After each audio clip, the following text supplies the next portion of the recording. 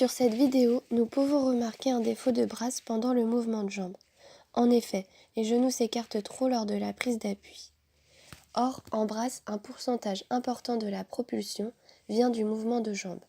Ce mouvement est composé d'une phase de repos où les pieds et les jambes s'écartent, les genoux se fléchissent et la plante des pieds remonte à la surface de l'eau avec les orteils pointés vers l'arrière. À la fin de cette phase, les genoux et chevilles doivent atteindre un angle de 90 degrés et les pieds doivent se trouver juste au-dessus des genoux.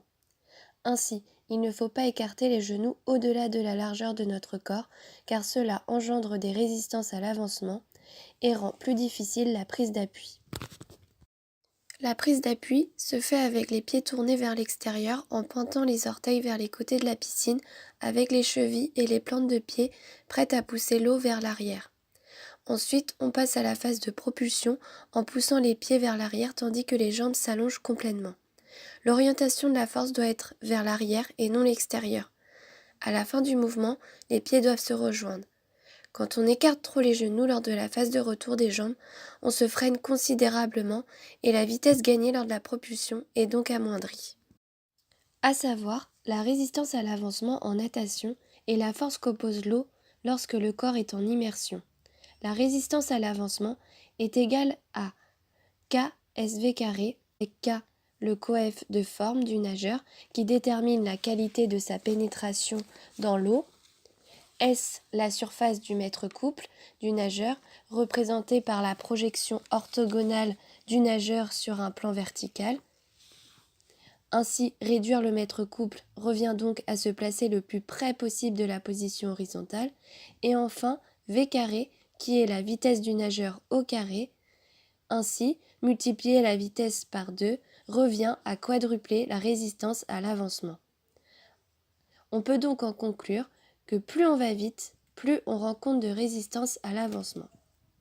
Il existe deux types de résistance. La résistance passive qui empêche le nageur d'avancer. Elle dépend du placement des bras, des mains, mais aussi de l'alignement du corps et de la position de la tête. A l'inverse, la résistance active aide à la propulsion du nageur vers l'avant. Elle dépend de l'orientation et de l'angle des pieds et des mains, mais aussi des avant-bras et des battements de jambes. Il existe aussi la résistance frontale qui dépend de la surface que le nageur oppose à l'avancement. Plus il sera en position horizontale et plus il glissera dans l'eau. Et la résistance de forme qui dépend quant à elle du profil hydrodynamique du nageur. Donc plus un nageur est grand et plus sa résistance de forme diminue. Donc la forme la plus hydrodynamique est celle de la goutte d'eau. Et la morphologie idéale du nageur est d'avoir les épaules larges et le bassin étroit.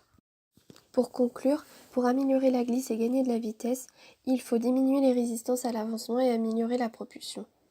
En brasse, pour limiter les résistances à l'avancement, il faut avoir une bonne coordination en évitant d'ouvrir les bras en brasse tant que les jambes n'ont pas fini leur mouvement. Il faut aussi ne pas trop écarter les genoux et essayer de les orienter vers l'intérieur.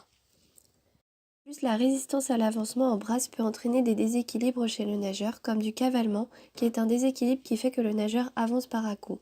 Or, il est plus économique d'entretenir une vitesse moyenne que d'enchaîner des accélérations et des décélérations. On peut remarquer en brasse également un autre déséquilibre, appelé pilonnement. Le nageur effectue le bouchon, il s'enfonce et se redresse, ce qui est dû à un mauvais équilibre horizontal. Voici quelques éducatifs qu'on peut effectuer pour améliorer le mouvement de jambes en brasse et éviter de trop écarter les genoux. Tout d'abord, ici, on peut faire la brasse avec un pull boy, ce qui oblige à faire le ciseau de brasse avec les genoux serrés pour ne pas perdre le pull boy. Dans le mouvement normal, les genoux sont légèrement plus écartés. On a aussi les jambes de brasse sur le dos avec un contact des mains et des pieds avant la propulsion qui oblige également à ne pas trop écarter les genoux pour réussir à toucher ses pieds. On peut effectuer la brasse sur le dos avec une planche qui couvre les genoux. Il faut donc armer les jambes en conservant les deux genoux sous la planche en utilisant la sensation de contact avec la planche qui évite également d'écarter les genoux.